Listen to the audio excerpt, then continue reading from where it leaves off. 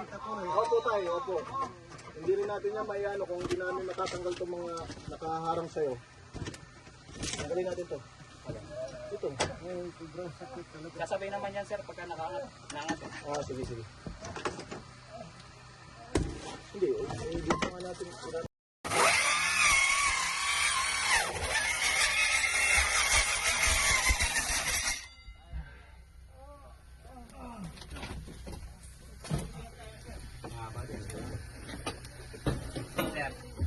yung isang mauhugot natin, no?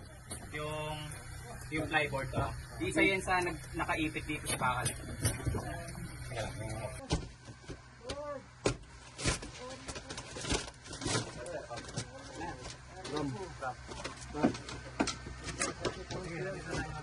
Yung rampara.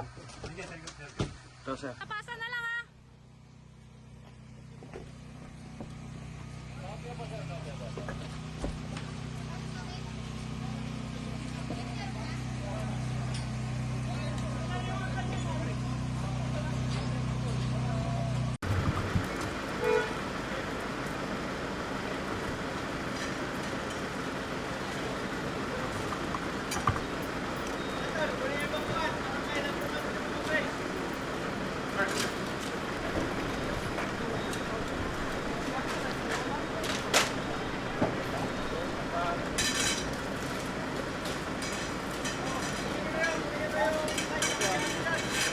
Ang pinakamahirap dito is very unstable yung site.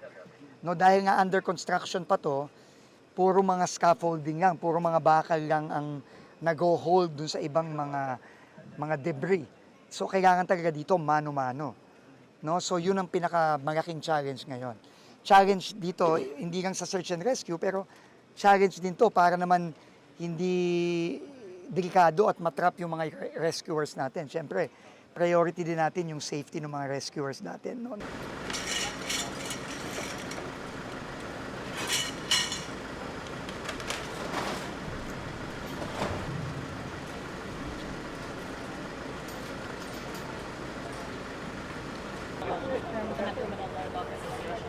K94, Metro Manila, Dog Association. So, Ilang dogs?